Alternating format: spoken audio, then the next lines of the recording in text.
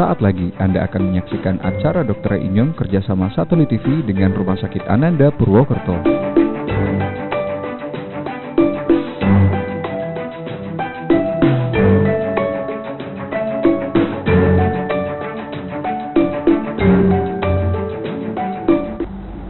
Halo, selamat malam pemirsa Satelit TV. Jumpa lagi dengan kami dari Rumah Sakit RS Ananda Purwokerto bersama saya Dr. Dian Sinto dalam acara Dr. Inyong. Acara ini terselenggara atas kerjasama Satelit TV dengan Rumah Sakit Ananda Purwokerto. Seperti biasa, dalam acara ini kita akan membahas penyakit-penyakit atau gejala-gejala yang dirasakan oleh masyarakat seperti yang banyak ada di masyarakat. Nanti kita akan bertemu, kita akan mengadakan dialog interaktif dengan para ahlinya. Kali ini kita akan membahas sebuah gejala yang sering dirasakan, yaitu nyeri kepala, atau kalau dalam bahasa kedokteran kita sering sebut dengan sepalgia. Kali ini kita akan berjumpa, kita akan berdialog dengan Dr. Margareta, spesialis penyakit saraf.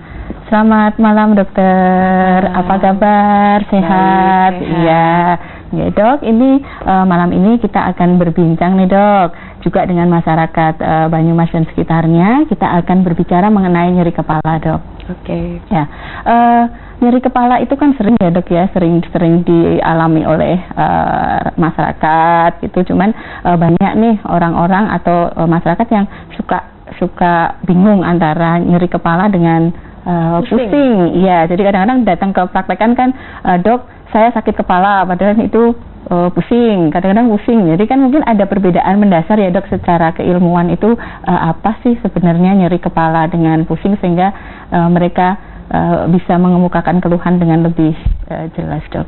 Oke, ya, memang hampir 50% lebih tuh pasien datang dengan keluhan nyeri kepala, tapi jarang sekali yang datang dengan bilang, dok saya nyeri kepala, itu jarang sekali. Biasanya mereka selalu mengemukakan dengan gejala, dokter kepala saya pusing gitu ya. Iya. Tapi sebetulnya dari secara teori untuk ilmu saraf sendiri ada perbedaan yang jelas antara nyeri kepala dengan pusing. Jadi kalau untuk yang nyeri kepala itu lebih ke arah nyut-nyutan ya, lebih ke arah yang berdenyut gitu maksud saya. Tapi kalau untuk yang pusing sendiri itu lebih ke arah yang berputar. Mungkin bahasa yang lebih awamnya gliyeng ya. Jadi seperti gangguan keseimbangan, seperti mau terasa seperti mau jatuh begitu. Jadi bedanya di situ. Iya, mumet ya dok, kalau orang Banyumas bilang mungkin ya dok, biasanya datang mumet gitu ya dok ya. Iya. Nyeri kepala itu, atau orang bilang sakit kepala ya dok, kalau datang kan jarang bilang nyeri kepala gitu. Dok saya sakit kepala gitu, dan mereka berasumsi bahwa sakit kepala itu pasti langsung ya dok, belum pemeriksaan apa-apa sudah minta, dok saya sakit kepala kenapa sih gitu. Padahal kan tidak sesederhana itu mungkin ya dok ya, untuk menentukan langsung minta obat langsung sembuh gitu. Kalau menurut dokter sendiri gimana itu? Iya, jadi sakit kepala itu sebetulnya bukan penyakit ya, dia lebih ke arah gejala yang mungkin mengarah ke sebuah penyakit gitu. Biasanya kan yang paling ditakutkan itu, dok saya tuh sering sekali sakit kepala, apa jangan-jangan ada sesuatu di kepala saya, dan seringnya minta CT scan gitu. Tapi harus ada disertai gejala lain. Maksud saya misalnya sakit kepala disertai dengan apakah ada mual, atau apakah ada muntah, atau ada gangguan penglihatan, gangguan pendengaran dan sebagainya. Itu baru mungkin ada mengarah ke penyakit tertentu. Tapi kalau hanya keluhannya sakit kepala saja, tidak harus buru-buru untuk dilakukan pemeriksaan penunjang. Gitu. Iya. Padahal biasanya mintanya langsung saat itu juga mereka datang, kasih obat, langsung pengen tahu jawabannya ya dok ya, itu sakit kepala karena apa gitu. Jadi mereka padahal CT scan itu paling sering ya dok minta CT scan ya. CT scan dan ronsen kepala gitu. Ketika masyarakat itu kebiasaannya dok, ketika sakit kepala yang mereka anggap tidak cukup hebat, dalam artian sakit kepala biasa gitu ya, mereka sering meminum obat sendiri ya, obat warung gitu. Sebenarnya ada efek sampingnya nggak dok? Itu kalau diminum terus-menerus tanpa konsultasi ke dokter, sebenarnya mereka sendiri juga nggak tahu sebabnya apa gitu. Ya, pasti ada efek sampingnya. Setiap obat itu pasti ada efek sampingnya. Apalagi kalau diminum tidak sesuai dengan indikasi, tidak sesuai dengan dosis. Tidak hanya obat sakit kepala saja ya. Seluruh obat pasti ada efek sampingnya kalau seandainya diminumnya berlebihan. Jadi biasanya itu sakit kepala kalau memang terlalu banyak minum obat anti nyeri, mungkin lambungnya bisa kumat, itu juga bisa. Jadi mahnya ya, seringnya kalau orang awam bilangnya mahnya sakit mah perih karena terlalu banyak minum obat sakit kepala, obat nyeri. Dan yang paling penting juga terlalu banyak minum obat sakit kepala juga bisa menyebabkan sakit kepala. Oh gitu dok, berarti jadi ada jadi seperti lingkaran setan ya, kita sakit kepala, kita minum obat sakit kepala, tapi kalau terlalu banyak minum obat sakit kepala dalam jangka waktu yang panjang, lebih dari 3 bulan, justru itu akan rebound effect ya istilahnya. Jadi justru malah menyebabkan sakit kepala. Oh iya. Kalau paling sering dok yang datang ke dokter Tata gitu, yang sebenarnya sakit kepala itu kan bisa karena penyakit biasa ya dok, yang sebenarnya tidak perlu terlalu dikhawatirkan, cuman karena tidak ditangani dengan tepat ya itu tadi ya, minum obat pereda rasa nyeri. Itu paling sering apa dok, yang nggak nakutin gitu, cuman karena nggak ketemu aja dok. Jadi paling sering itu nyeri kepalanya justru karena kekencangan otot. Jadi nama sakit kepalanya nyeri kepala karena ketegangan otot ya, tension type headache kalau bahasa Inggrisnya. Itu sering sekali karena biasanya aktivitas sehari-hari, misalnya pekerjaannya memang menuntut dia, misal di depan komputer berjam-jam dari pagi sampai sore, atau misalnya seorang ibu rumah tangga yang pekerjaannya memang menuntut dalam 24 jam dia harus ekstra kerja keras, udah ngurus anak, masih ngurus rumah tangga dan sebagainya, itu juga salah satu faktor penyebab dari nyeri kepala tipe tegang. Oh, tipe tegang. Iya, betul. Kayaknya itu paling sering ya, dok ya. Sering sekali. Sering sekali. Kita kupas dulu ini ya, dok ya, karena ini mungkin paling sering, cuman orang cenderung minum obat nggak sembuh, gitu lagi minum obat nggak sembuh. Jadi kan pikirannya kemana-mana biasanya tuh dok. Cara mengatasinya gimana dok itu? Kalau untuk tipe tegang sendiri? Kalau untuk nyeri kepala yang tipe tegang paling mudah dan mungkin tidak perlu ke dokter. Yang pertama dilakukan dipijat, dipijat sekitar area leher, bahu itu leher hanya dipijat saja, tapi ya tidak harus dengan manuver-manuver yang misalnya kalau sekarang itu kan ada yang sampai bunyinya krek-krek, nah itu memang tidak diizinkan. Tapi kalau sekedar hanya dipijat biasa, pijat urat biasa, itu salah satu terapi awal sebelum ke dokter atau sebelum minum obat, itu bisa dilakukan. Boleh. Setelah itu kalau memang tidak ada perbaikan, baru bisa minum obat. Berarti bisa disimpulkan dari nyeri kepala tipe tegang itu, kalau misalnya kok sakit kepala, kok dipijat ringan kok membaik gitu ya. Kemungkinan penyebabnya otot. Iya. Terus penyebab lain dok, selain ini kan yang paling ringan ya dok, bisa sembuh sendiri gitu dengan terapi-terapi sepertinya tradisional itu saya yang mungkin sudah sering kita lakukan sebenarnya. Kalau meningkat lagi dok, yang memang harus butuh diwaspadai. Bisa yang kedua migrain ya. Sering itu ya dok, migrain. Biasanya ada pasien beberapa yang datang itu, dok saya migrain. Tapi sebetulnya migrain yang sesungguhnya itu jarang sekali persentasinya. Jadi kemungkinan besar paling sering adalah tadi yang nyeri kepala tipe tegang, tapi karena terasanya itu sebelah kepala, jadi pasien langsung mengatakan saya migrain, tapi sebetulnya tetap itu nyeri kepala tipe tegang.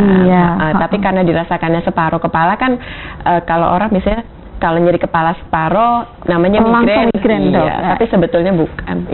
Jarang sekali. Migrain itu sudah seperti apa ya dok? Sudah seperti jargon pokoknya kalau pusing pusing, nyeri, sakit, agak-agak separuh gitu dirasa gitu. Semua orang bilang migrain ya dok ya. Sebenarnya kalau migrain sendiri, kalau versi klinis dok dari dokter saraf gitu, yang seperti apa, sehingga masyarakat nggak selalu menyimpulkan ini migrain gitu kan dok. Jadi migrain itu memang bisa dirasakan di separuh kepala, tapi tidak menutup kemungkinan juga bisa di seluruh kepala ya, seluruh kepala. Dan dia sifatnya berdenyut, bukan berputar ya, berdenyut, dan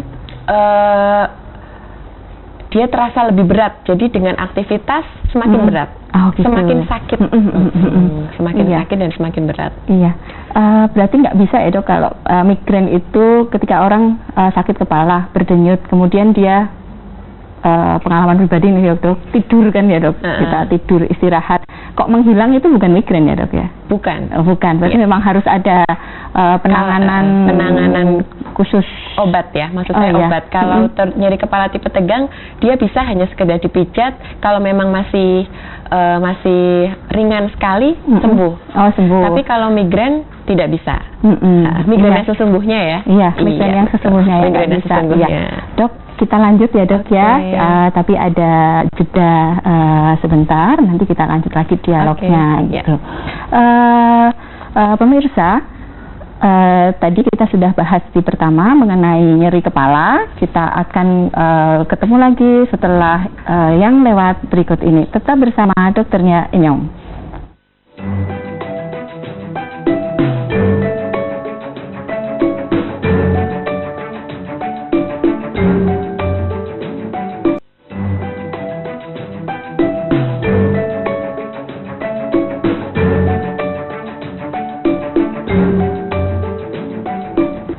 Kembali lagi bersama saya Dr. Dian Sinto dalam acara Dokter Inyong. Masih tetap bersama Dr. Margareta, spesialis saraf. Kita akan tetap membahas tentang nyeri kepala.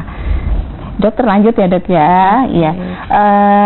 Mungkin nanti dok setelah ini ada dari pemirsa yang akan bergabung dengan kita untuk berdialog. Untuk pemirsa yang akan mengikuti kita untuk berbincang dengan Dokter Margareta, mungkin punya masalah dengan nyeri kepala atau punya pengalaman dengan nyeri kepala, bisa menelpon ke 0281 777 1242. Kita tunggu teleponnya pemirsa.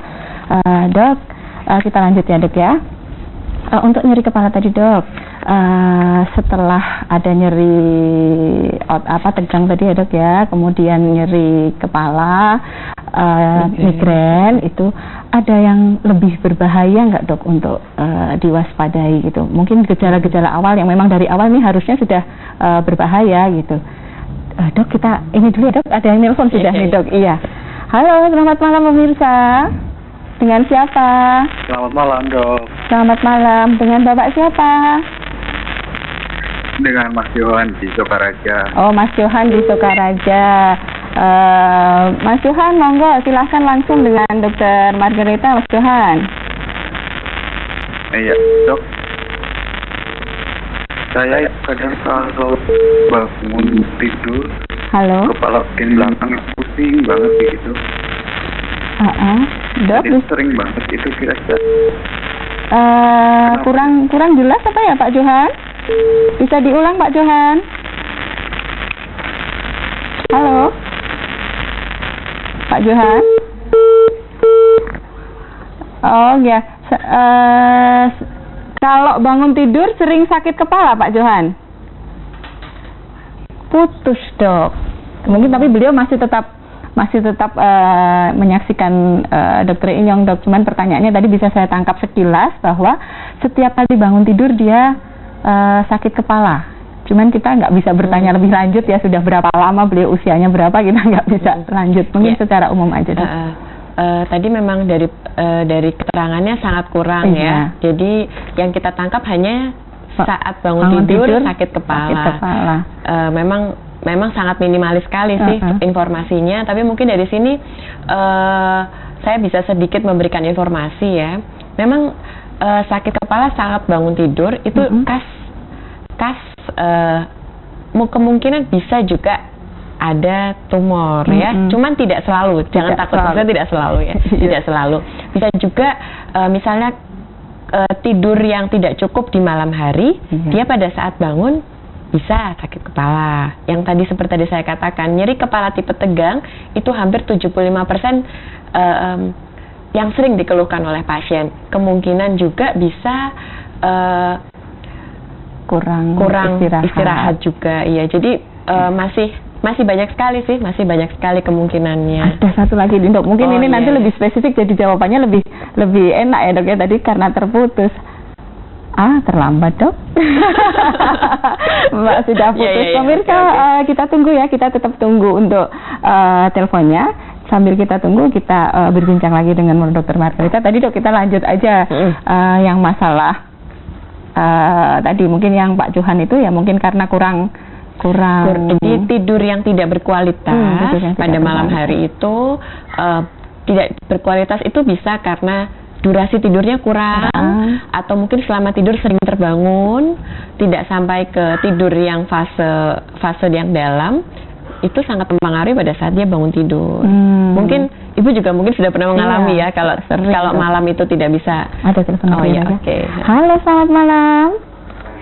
Iya, dengan siapa, Bapak?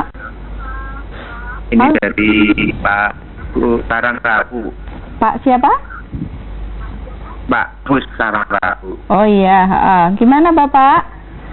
Ada yang mau ditanyakan? Monggo, langsung ke Dokter Tata.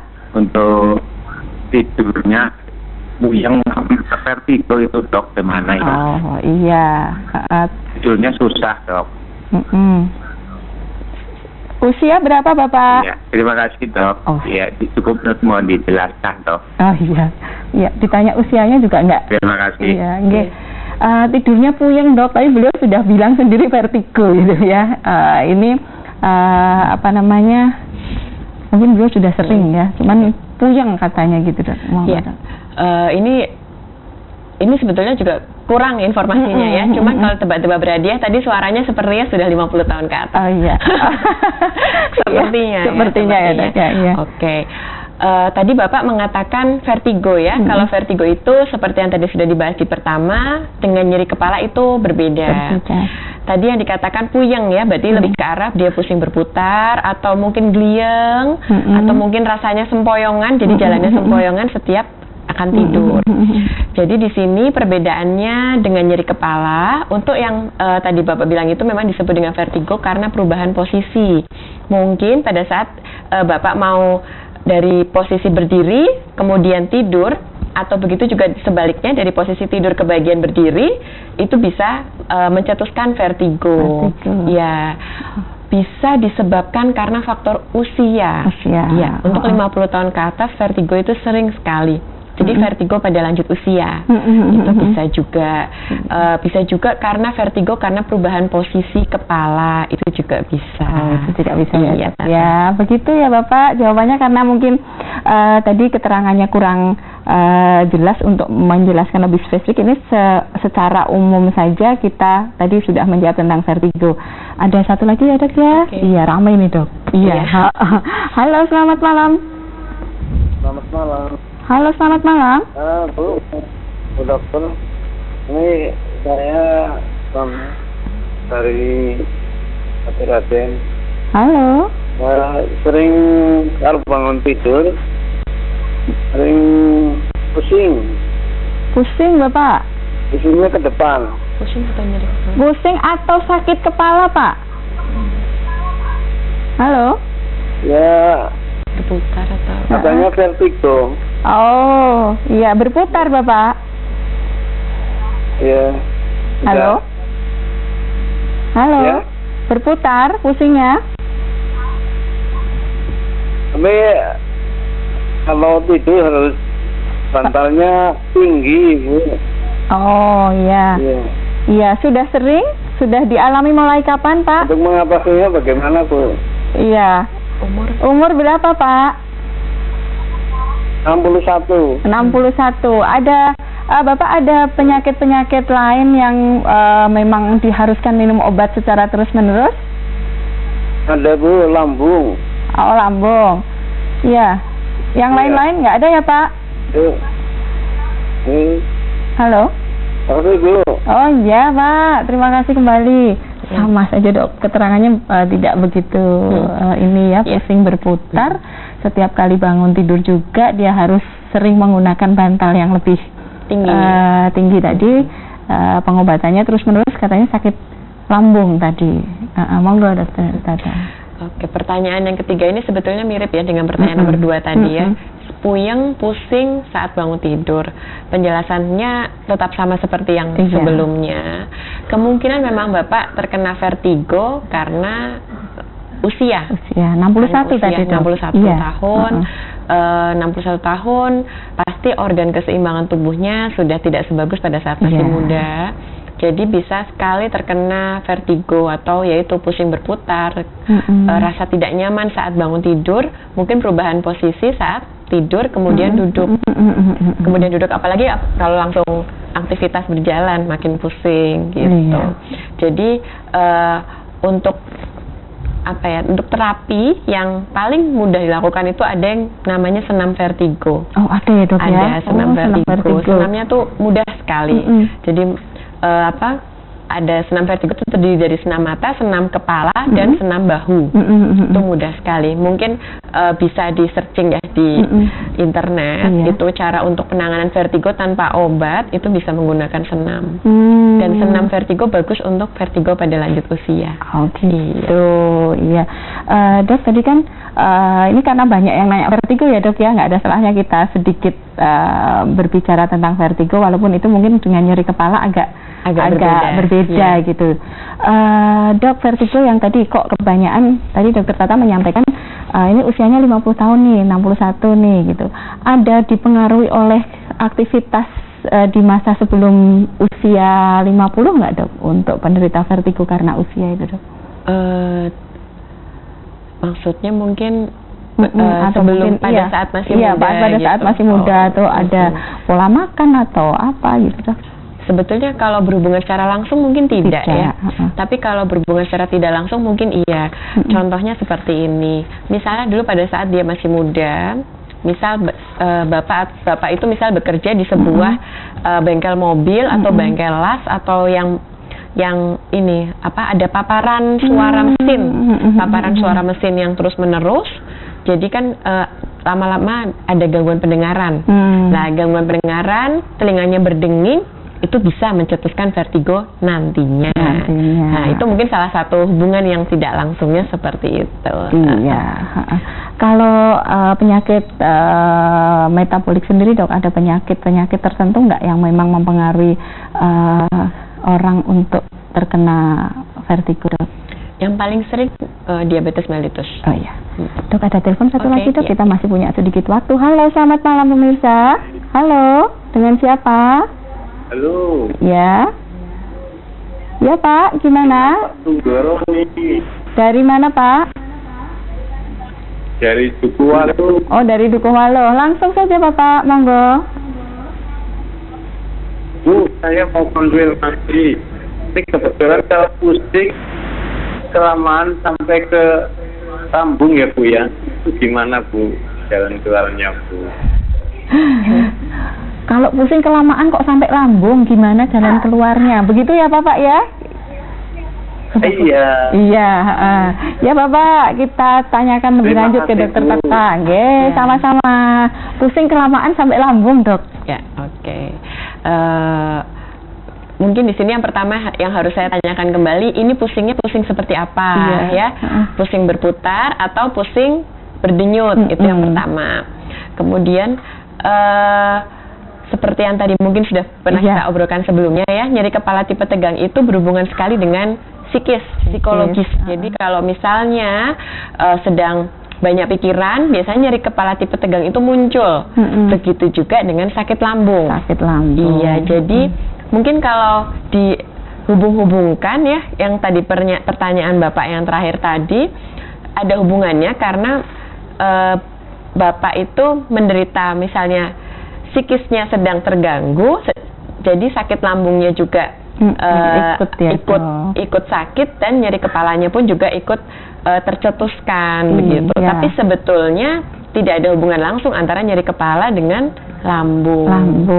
Iya. Jadi nggak ada hubungan langsung ketika pusing terus menerus kemudian sampai ke lambung tadi. Atau mungkin penggunaan obat. Jadi Bapak itu terlalu sering sakit kepala, minum obat warung yang tadi sudah kita bahas, overdosis, lambungnya teriritasi.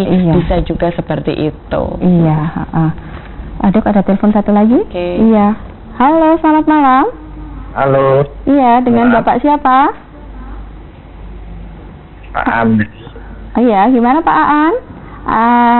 Langsung saja ke Dokter Tata, Pak Aan. Ya, mau tanya dokter ini. Halo? Ini dok, Ya. saya di tahun 9 ya, dikatakan Halo? Bapak bisa agak keras sedikit, Bapak? Halo? Halo, Bapak? Ini Halo? Kayaknya nggak bisa.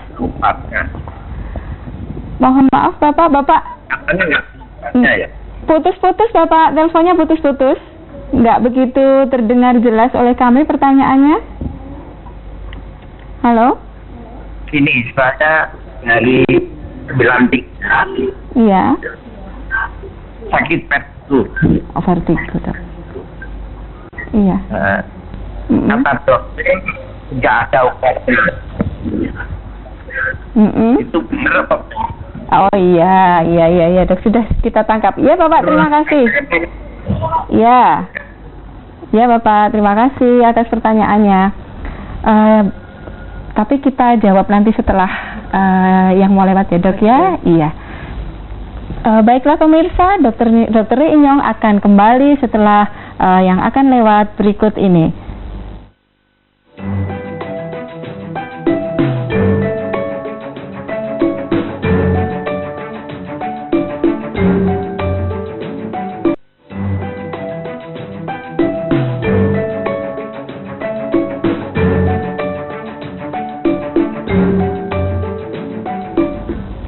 Halo pemirsa, kembali lagi bersama saya Dr. Dian Sinto, tetap bersama Dr. Margareta spesialis saraf.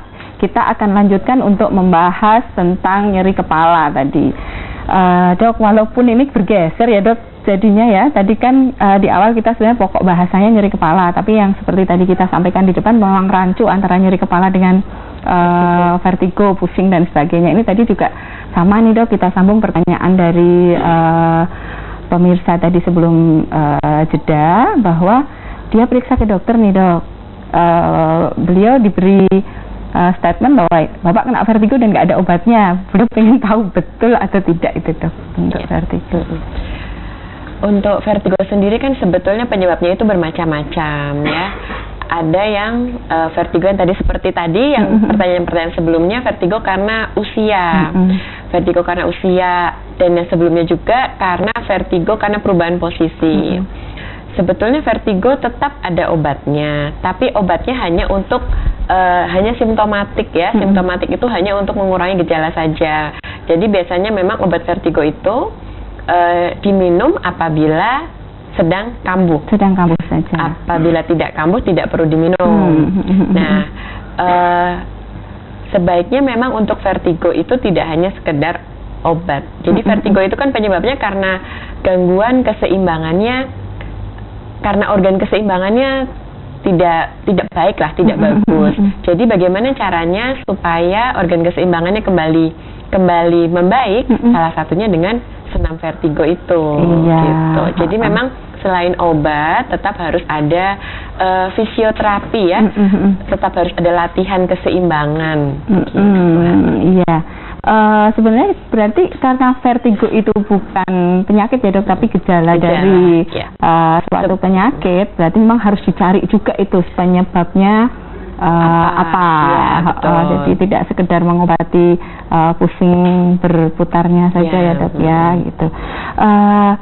Dok, untuk senam vertigo itu walaupun tidak mungkin dipraktekkan di sini ya Dok ya, jadi tidak mungkin dipraktekkan di sini. Pemirsa mungkin kalau pengen tahu ada cara dan sebagainya gitu, mungkin bisa ke tempat yang memang tadi fisioterapi ya Dok ya, fisioterapi, atau mungkin dari dokternya sendiri memang ada cara-caranya khusus. Kalau sekilas Dok, rumit atau tidak Dok senam vertigo itu Dok? Senam vertigo ada yang rumit, ada yang tidak. Oh, ada yang rumit, ada. Jadi tergantung penyebabnya juga. Jadi tergantung penyebab itu yang pertama ya. Tapi kalau kita membuat simple juga bisa, dibuat tidak rumit juga bisa. Karena begini, dengan senam vertigo itu kadang bisa mencetuskan vertigo. Jadi lagi senam, vertigonya kumat. Vertigonya kumat. Berarti harus hati-hati ya, Dok. Harus di bawah pengawasan dan enggak. Karena senam vertigo tadi, saya berpikirnya senam vertigo ya itu tok gitu, Dok. Berarti ada beberapa macam. Tergantung dari jenis vertigonya. Berarti untuk mengetahui si pasien, misalnya saya ini penderita vertigo, saya harus menggunakan senam yang mana, itu betul-betul harus dari hasil konsultasi dengan dokter, nggak boleh sembarangan ya, Dok. Iya, tapi tidak terlalu rumit ya, Dok. Kadang-kadang kan orang berpikir senam itu yang harus meluangkan waktu khusus, kemudian harus pergi keluar rumah dan sebagainya gitu, enggak, Dok. Jadi untuk senam vertigo sendiri kan istilahnya kita ada latihan ini ya, latihan keseimbangan. Itu ada yang harus dilakukan di rumah sakit dan ada juga yang bisa dilakukan di rumah. Dilakukan di rumah. Ada yang bisa dilakukan di tempat tidur, ada yang bisa dilakukan sambil duduk dan berdiri. Dok. Ada telepon lagi, Dok. Rame nih, Dok, ya malam ini ya. Halo, selamat malam. Halo. Halo, selamat malam. Ya, halo. Iya, dengan Bapak siapa? Iya, dengan Bapak siapa? Pak Parno. Pak Parno. Iya. Pak Warno. Nah, ini. Ya. Langsung Pak, monggo. Halo? Dari Raden. Iya, dari Baturaden. Ya, langsung Bapak, monggo. Iya. Ini istri saya bisa. Nah, itu dia sering kadang istri saya. Halo?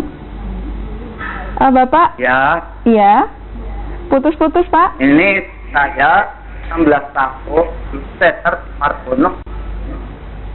16 tahun? Ya, saya itu Kejang.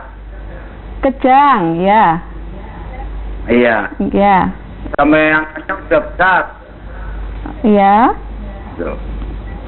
Sampai saat Kejang lagi. Halo Pak, bisa diperjelas Bapak? Ya. Mohon maaf tidak begitu jelas.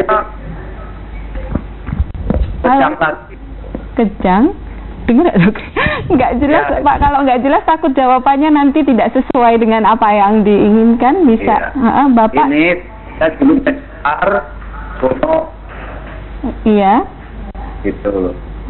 Ya, terus ini orangnya Kejang itu saya, Bu. Oh, istrinya Cesar terus sembuh. Iya. Iya. Itu aja, Bu. Makasih. Ini lebih jauh lagi dari pokok bahasan gimana, Dok. Ini istri saya Cesar 16 tahun yang lalu kalau nggak salah, kemudian kejang terus sering pusing, bisa sembuh atau tidak, jadi nggak begitu spesifik ya, Dok ya. Kalau nggak salah tangkap karena putus-putus tadi, kira-kira ada hubungan langsung nggak, Dok, itu, Dok? Iya. Saya mau mencoba menjawab ya, Pak ya, tapi memang karena tadi mungkin ada gangguan ya. Tadi di sini suara Bapak sangat tidak jelas sekali. Jelas, iya. Tadi yang saya tangkap 16 tahun yang lalu istri Bapak melahirkan dengan sesar, kemudian kejang. Nah, ini kejangnya itu kejang pada saat melahirkan atau baru-baru ini saja kejang. Itu juga tadi belum dijelaskan. Kemudian sakit kepalanya itu setelah kejang atau sering sakit kepala tadi juga tidak dijelaskan. Cuma memang saya anggapnya misalkan saat ini istri Bapak masih sering kejang dan setelah itu sering sakit kepala, memang ada hubungannya ya. Dengan kejang itu kan dia kontraksi seluruh otot tanpa ada fase rileksnya ya. Jadi dengan kekencangan otot itu seluruh badan otomatis juga menyebabkan sakit kepala bisa. Jadi paling saya bisa menjawabnya seperti itu, Pak, karena informasinya tidak spesifik ya. Iya. Memang ketika mengkonsultasikan sesuatu memang harus ada ini ya, Dok ya, kalau jawabannya harus spesifik itu memang harus ada tanya jawab di situ gitu. Begitu Pak Warno, paling yang bisa kita bantu untuk jawab tentang kejang tadi ya Bapak ya, ada hubungannya dengan pusing atau tidak tadi sudah, dengan nyeri kepala atau tidak tadi sudah dijelaskan dengan singkat oleh Dokter Tata. Dok, lanjut yang kita kembali lagi ke nyeri kepala apa ya, Dok? Iya, karena ini terlalu banyak vertigo gitu seperti yang bahas tadi kan kita ada tipe tegang, ada kemudian yang migrain gitu. Nanti setelah iklan dok, setelah yang mau lewat kita bahas yang lain lagi. Tetap bersama kami setelah ini ada yang mau lewat. Jangan kemana-mana pemirsa, tetap di Dr. Inyong.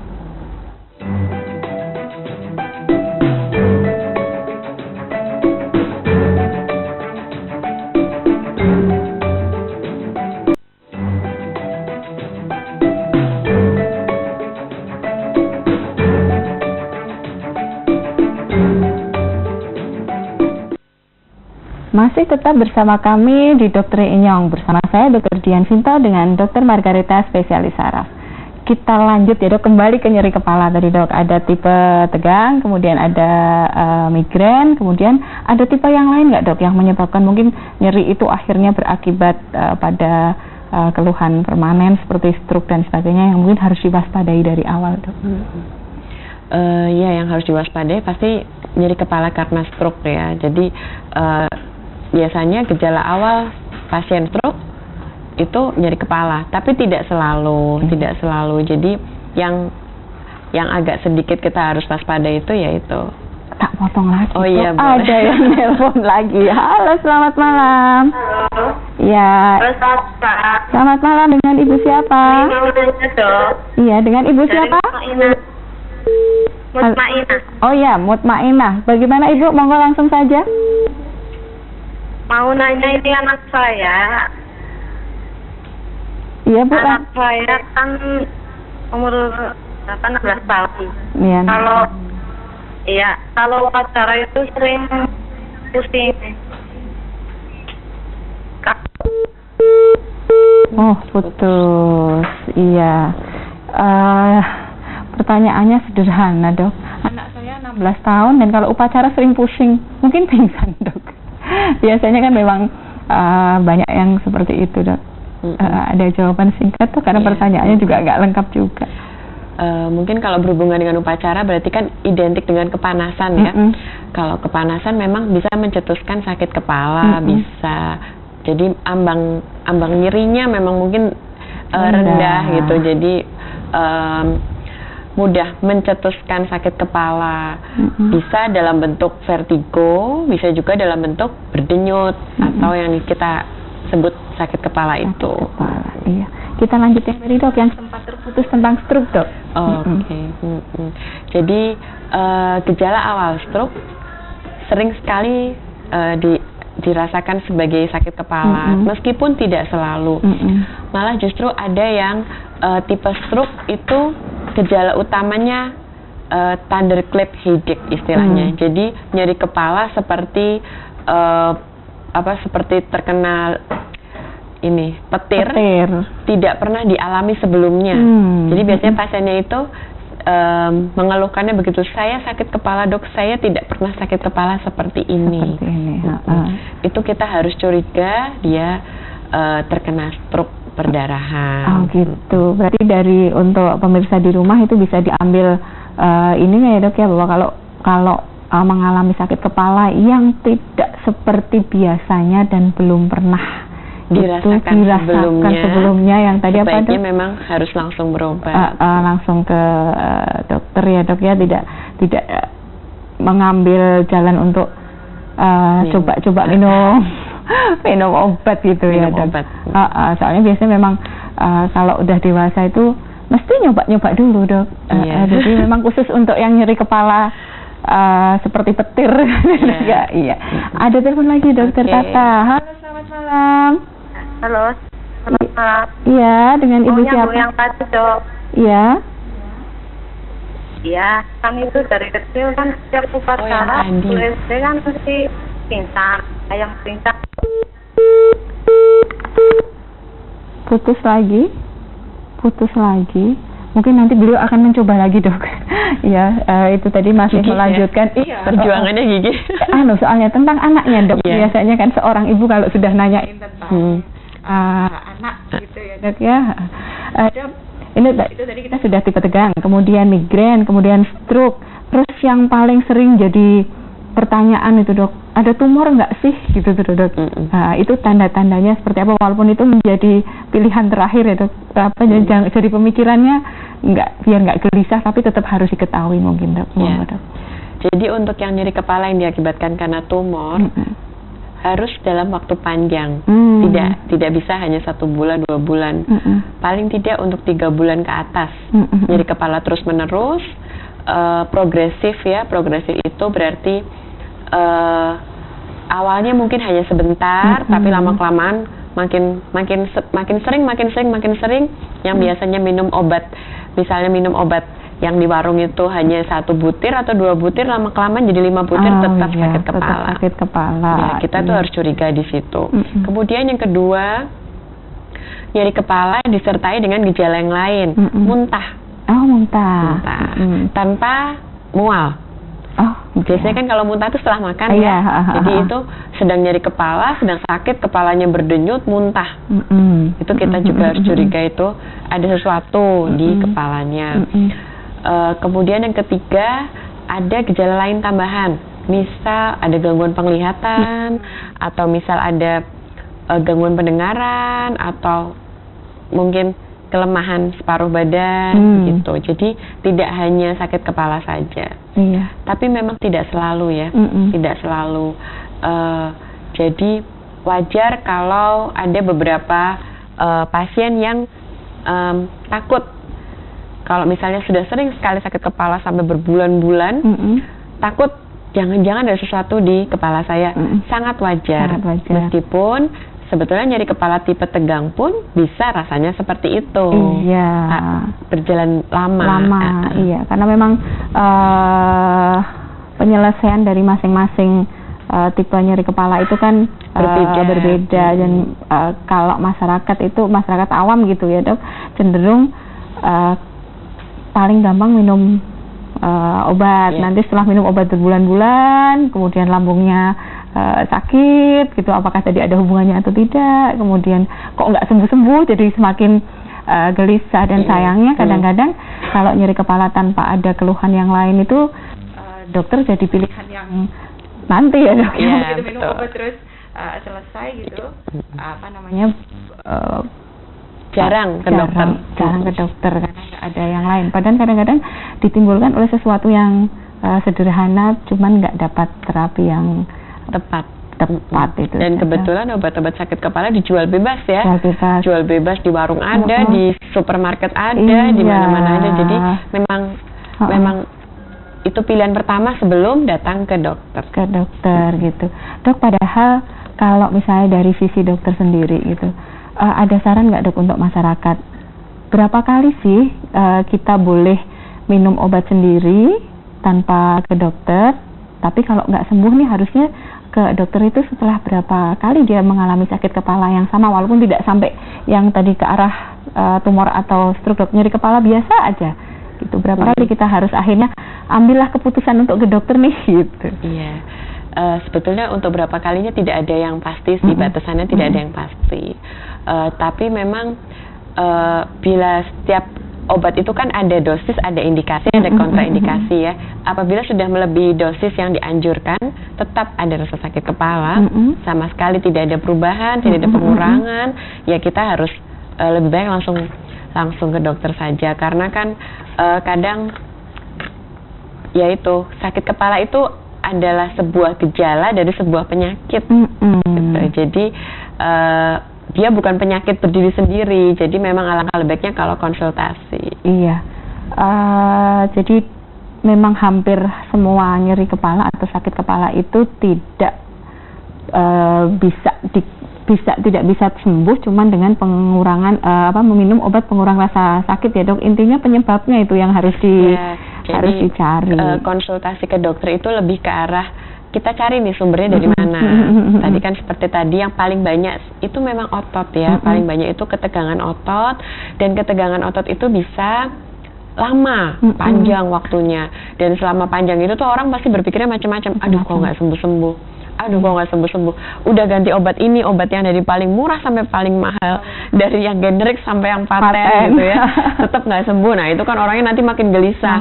Padahal dengan makin gelisah, tidurnya kurang, psikisnya terganggu, justru bisa semakin mencetuskan sakit kepala. Iya, berarti bisa dia punya dua penyebab sakit kepala nih dok. Yang satu tadi karena tegang, yang satu karena psikologis ya dok. Ya, iya, karena berpikir yang terlalu macam-macam tapi tidak mengambil keputusan untuk cepat ke konsultasi ke dokter. Dok, kita jeda sebentar dok sebelum kita lanjut lagi. Baiklah pemirsa, kita sudah berbincang banyak dengan Dr. Margareta. Kita akan break sebentar untuk yang mau lewat berikut ini. Tetaplah di Dr. Inyong.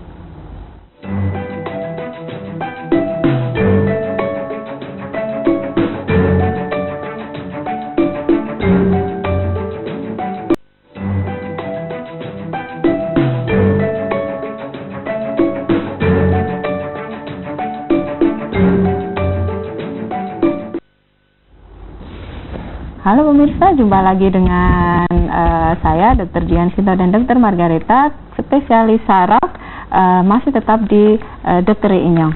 Dok, kita lanjut ya dok ya, yang tadi kita sudah bahas tentang stroke dan tumor ya dok ya gitu. Dok, nyeri kepala, pasien datang ke dokter gitu, kadang-kadang memang untuk dari nyeri kepala sampai ke stroke, misalnya dia tadi datang agak terlambat, dia tidak cukup menyadari nih dok, kalau ini nyeri yang berbahaya nih gitu. Kemungkinan untuk bisa pulih lagi dok, apa itu langsung ketika nyeri kepala bisa langsung itu tanda-tanda awal stroke, itu lebih mudah untuk ditangani atau memang ada komplikasi ketika dia datang terlambat dok? Jadi mungkin tergantung juga dari jenis stroke-nya sendiri. Stroke itu kan ada dua macam. Ada yang stroke penyumbatan, ada yang stroke perdarahan.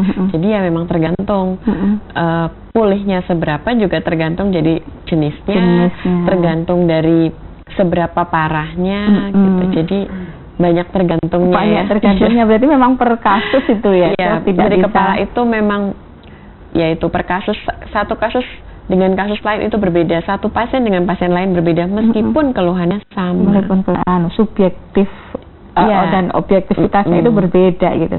Dok, mengenai nyeri kepala kita tadi bicarakan, sebenarnya pemeriksaan awal dok ketika pasien itu datang ke tempat dokter gitu ya, dia sebenarnya harus melakukan pemeriksaan apa saja nih dok? Gitu kan kebanyakan tadi di awal CT scan nih gitu ya, dan itu biayanya nggak murah gitu ya dok. Ada pemeriksaan lain dok selain CT scan? Iya, pasien datang pertama pasti harus diperiksa fisik dulu ya. Dari fisik nanti apa yang kita dapat dari situ. Contoh kalau untuk nyeri kepala tipe tegang itu biasanya memang otot-otot di sekitar leher dan bahu itu kencang sekali. Jadi dari situ aja sudah bisa terlihat, oh ini kemungkinan besar penyebabnya karena kencangan otot. Dari pemeriksaan fisik kita dapat apa? Kalau memang mengarah ke arah otak, ya kita harus bantu pemeriksaan penunjang berupa CT scan kepala atau MRI kepala gitu. Iya, berarti ya lumayan itu ya dok ya. Harus memang nyeri kepala itu tanpa gejala yang simple, tapi penyebabnya banyak sekali dan harus teliti ini sumbernya dari mana, obatnya pun juga berbeda. Jadi meskipun kadang itu dikeluhkannya itu sama, per pasien itu keluhannya sama, mumet gitu. Datang mumet, keluhannya sama ya, mumet, tapi setelah dirunut ke belakang itu ternyata penyebabnya bermacam-macam. Iya. Kalau tadi mungkin untuk anak, kalau tadi kita bicara di usia yang agak lanjut ya dok ya. Kalau misalnya nih dok, ada anak remaja gitu, sering sekali, mungkin tadi kita agak-agak membantu rasa penasarannya si ibu tadi ya dok ya. Itu masih muda, kemudian dia sering sekali nyeri kepala, bahkan disertai dengan misalnya kok ada pingsan gitu. Memang kewaspadaannya harus lebih ya dok ya di usia yang lebih awal gitu, karena takutnya mungkin pemeriksaannya yang nggak pernah dilakukan secara intens ya, cuma dikasih itu. Memang sebaiknya kalau di usia dini sudah sering sakit kepala harus ke dokter ya dok ya. Tadi mungkin untuk ibu tadi tidak harus menunggu usia tua nih untuk memeriksakan ketika si anak kena. Pada usia muda itu sakit kepala sekarang juga sudah mulai banyak ya. Jadi dokter saraf biasanya kan pasien itu rata-rata udah ya setengah tua gitu ya. Sekarang saya kok melihatnya yang muda-muda pun sudah mulai datang dengan keluhan sakit kepala, vertigo, sering geleng, padahal usianya masih 20, masih 11, sakit kepala saat usia muda tuh juga banyak sebetulnya. Tapi memang kalau pada usia muda kita tidak berpikir jauh, maksudnya tidak berpikir, aduh ini jangan-jangan sakitnya dalam tanda kutip neko-neko ya. Jadi kalau masih usia muda biasanya kita tetap berpikir itu seringnya nyeri kepala tipe tegang. Tipe tegang. Ya, apalagi kalau mau ujian, mau itu ulangan gitu, mau banyak yang datang dengan keluhan sakit kepala, tapi setelah ujian sudah selesai ya sudah selesai, tidak sakit kepala lagi. Tidak sakit kepala lagi gitu. Kalau benturan kan kadang-kadang banyak juga tuh. Saya sering sakit kepala soalnya habis jatuh gitu ya dok ya. Itu sebenarnya ketika pasien itu datang terus langsung minta ronsen gitu dok. Padahal orang itu datang ya tegak saja, baik-baik saja gitu dok.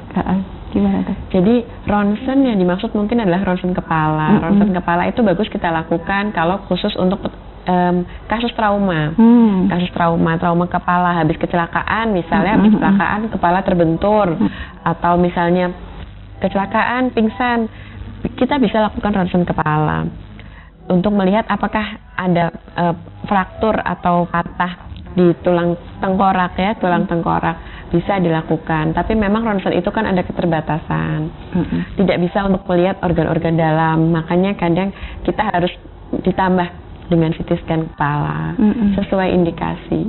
Oh gitu dok. Kalau untuk seorang ibu nih dok, kita kan kadang-kadang anak itu kan nggak bisa mengeluh, nggak bisa bilang apa-apa, bisanya nangis tuh dok. Bisanya nangis, ya bayi ya balita gitu kan, kadang-kadang kita nggak tahu nih kenapa badan dia sakit kepala gitu. Mungkin karena penyakit infeksi atau itu bisa nggak dok menyebabkan si anak ini nangis ternyata karena sakit nih kepalanya gitu kan. Biasanya cuma ibu-ibu anget ya gitu kan ya dok, biasanya kan cuma seperti itu gitu. Ya memang kalau pada anak itu kesulitannya mereka belum bisa mengungkapkan dengan jelas ya apa yang mereka rasakan.